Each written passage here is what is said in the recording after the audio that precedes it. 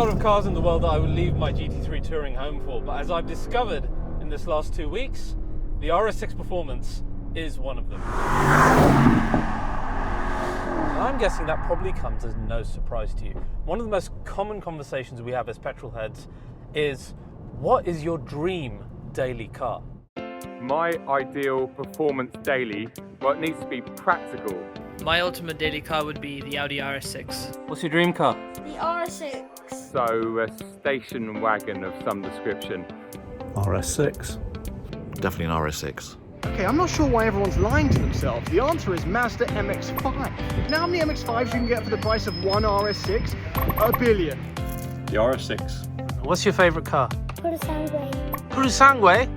911 obviously. Oh, not enough doors. RS6. Oh, you want all-wheel drive? Okay, get two MX-5s, add them together, so yeah, MX-5 dream car. RS6. Probably Audi's very latest RS6 Performance. That's got to be the best car in that segment.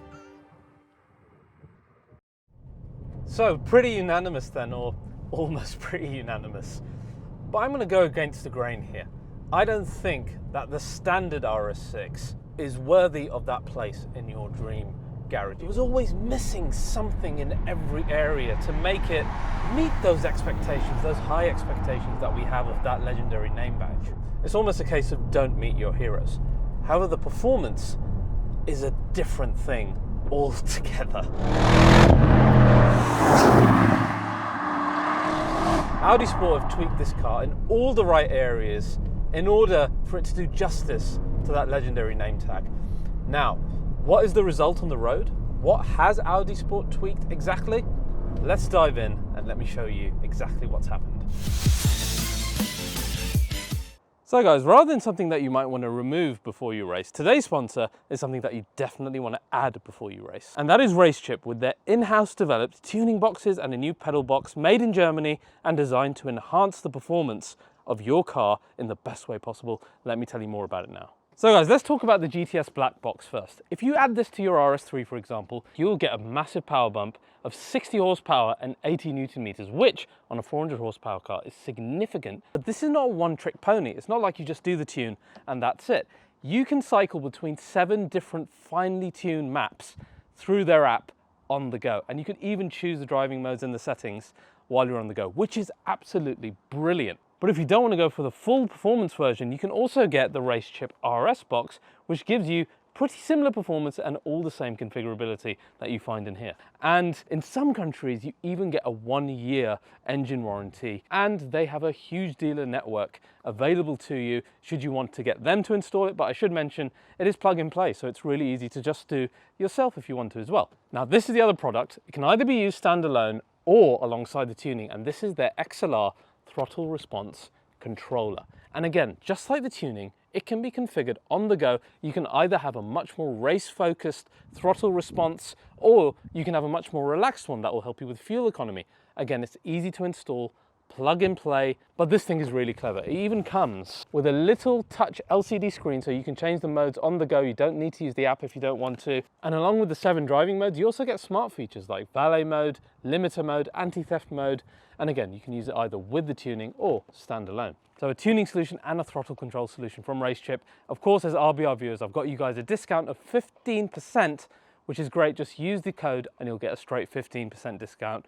And a huge thanks to you guys for supporting our regular sponsors and to RaceChip for sponsoring this episode. Let's get back to the car. So guys, RS6, really a dream car for so many of us, though in this generation of the C8, the performance is the one. And it's not the first special RS6 that we've ever had. The first ones were called the Plus, and they started in the C5 generation. That one added 30 horsepower, giving you a total of 480. It was the first Audi to go over 250 kilometers an hour, and it was limited to just 999 units, so quite a rare car. We then had another one in the C6. This one was even rarer, limited to 500 units. And though it didn't have much more power, it was delimited. And at the time, the only quicker Audi was the R8. Then in the C7, the naming scheme changed, and we finally had the Performance instead, this time with the RS7 as well. Had a bit more power, a lot more torque on overboost as well, and was a special looking car. And then we came to C8 generation. Like I said, the standard one, kind of a case of don't meet your heroes in real life. It was missing a certain edge in every key area. But that is what then the performance comes to fix. Now, the performance by no means a rare car. It's not limited numbers like the C5 and the C6. That is reserved only for the RS6 GT at a crazy over 200k price for little differences actually. In fact, in the UK, it's the only one that you can currently buy. So you think of it as more of an update to both the RS6 and the RS7. And they've changed things in pretty much every key area of this car. The design is pretty much the same, other than the lightweight wheels, which we'll get onto. But the design is some of the best design you'll see in the performance car market. It's about 1.5 inches wider than your standard A6.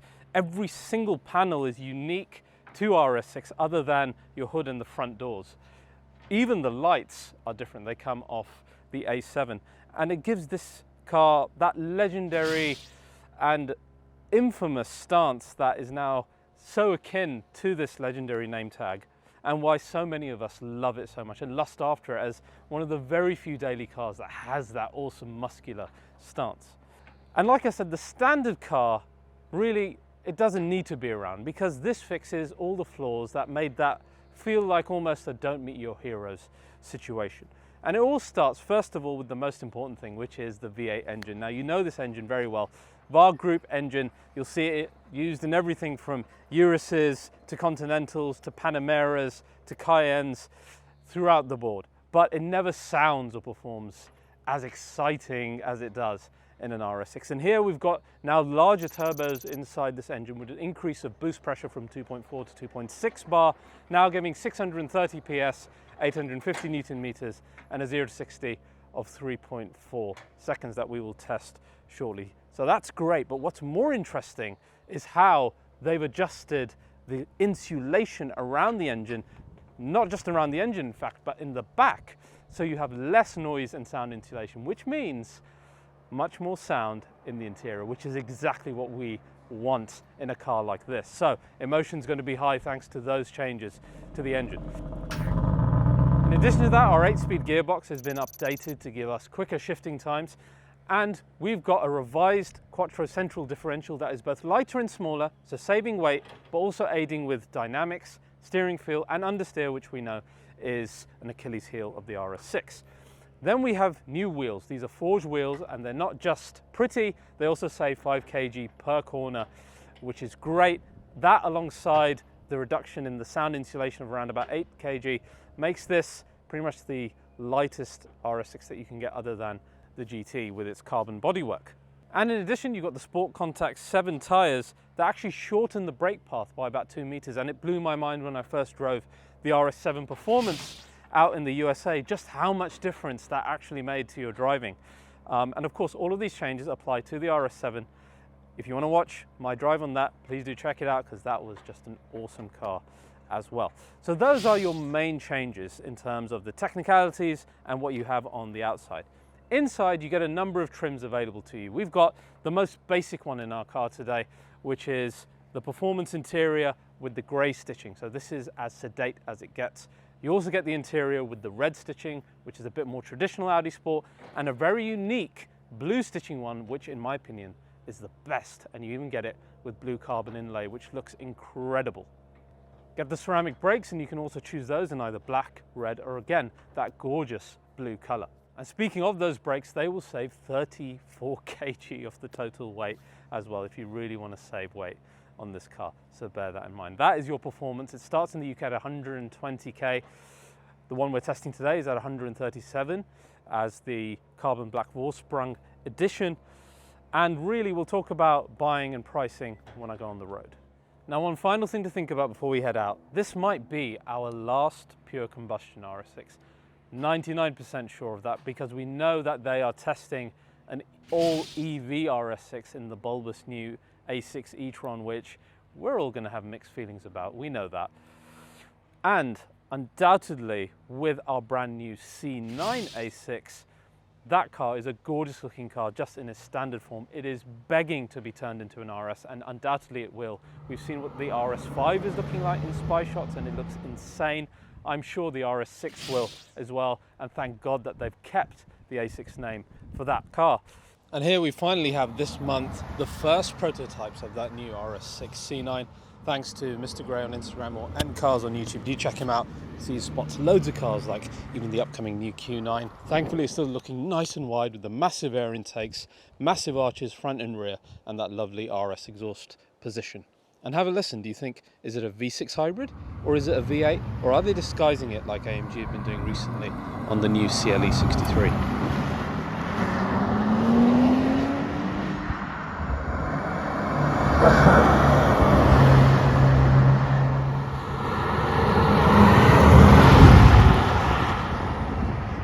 Undoubtedly, it's gonna come, it has to.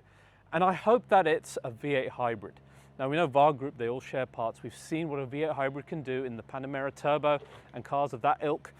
And that is what I think this is begging for. A large battery, that same wonderful V8 with all the emotion and the power, but then a bit more daily usability, a bit more relevant to today's market. That's what I'm hoping. But this one, it makes me emotional to think that it's the last pure V8 RS6 that we will ever have. But it is an incredible car to be that last one. Let me show you just how good it is.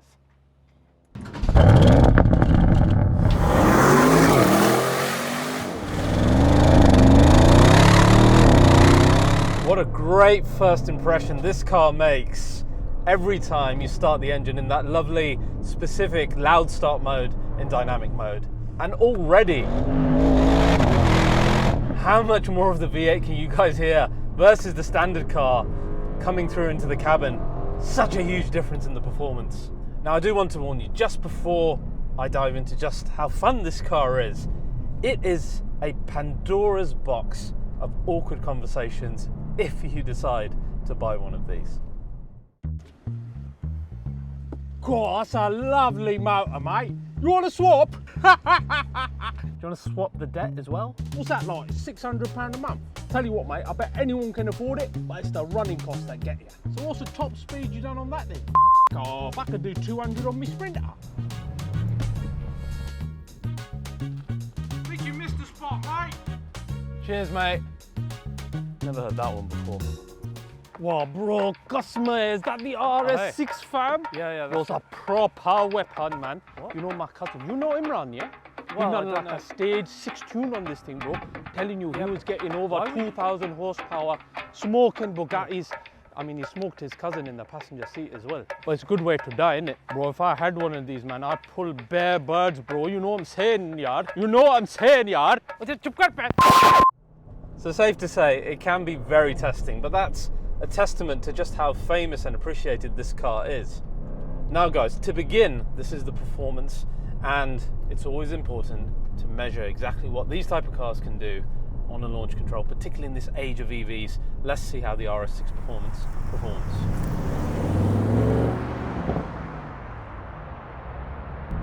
Launch control activated.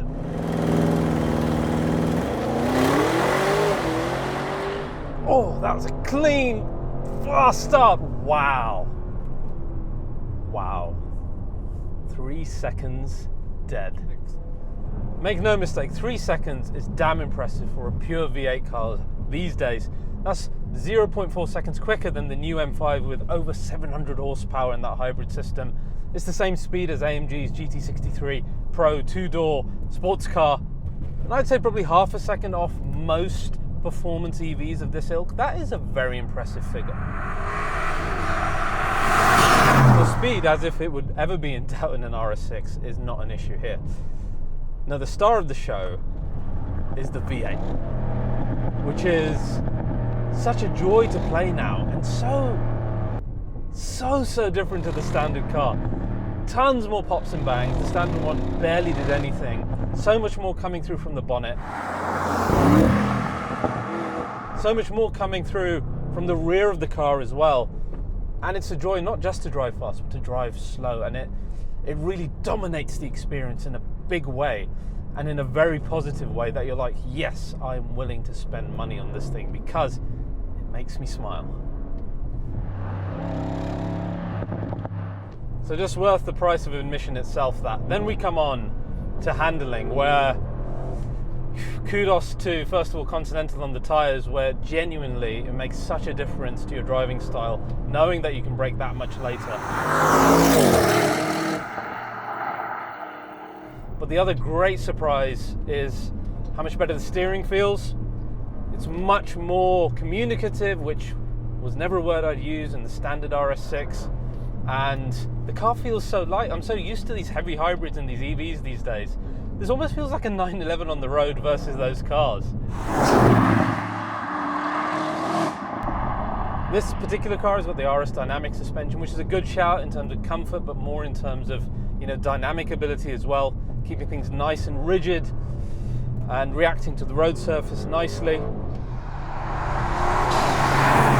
The handling genuinely stands out, much like RS4 and RS5 competition as well, that though those had the coilover suspension from the RS6 GT, I don't think that's really needed here. And you know, this has got so much of what that GT has really in terms of sound, emotion. Yes, it hasn't got the carbon body, but it's doing a lot of what makes that car special. And the main thing there is this wonderful engine and gearbox combo. Gearbox updates are brilliant. It upshifts nicely, downshifts on command as well. Again, not something you'll find on the RS6 standard car. It's so emotional, the engine, so controllable, and it really, again, stands out as the star of the show, whether that's pairing with the gearbox, whether that's the power delivery, whether that's the sound. The power delivery is a bit laggy from what I would expect from a mild hybrid system, but there's almost something wonderfully analog about that. We're so used to getting immediate power from EVs and hybrids that I kind of like that element.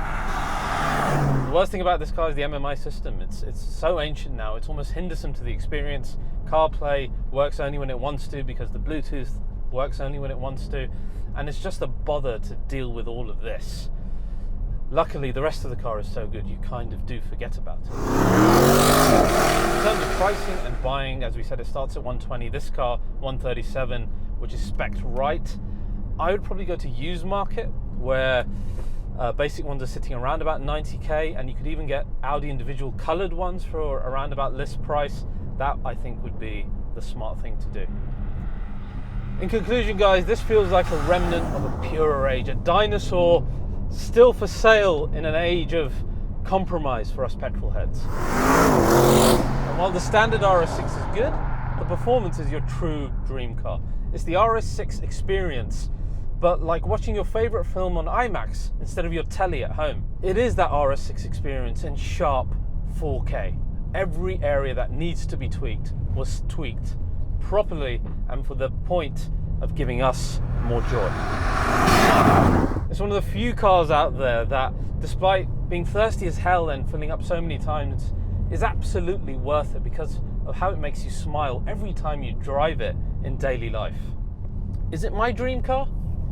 I think mine would actually be an RS6 with a V8 hybrid system, where you have all of this joy from the V8 in a wonderful new A6. I love the interior and the design of the new A6, but then you got some of those daily miles as well. But then I absolutely love hybrids, and I'm thinking long term in terms of saving costs. And I hope that does happen. But what is happening is the EV, and our best case scenario is the hybrid. And let's be honest, neither of those are going to titillate us as much as this pure V8 does. When you look at it in that way, this is going to remain a dream car for a lot of us for a very long time. See you guys next time.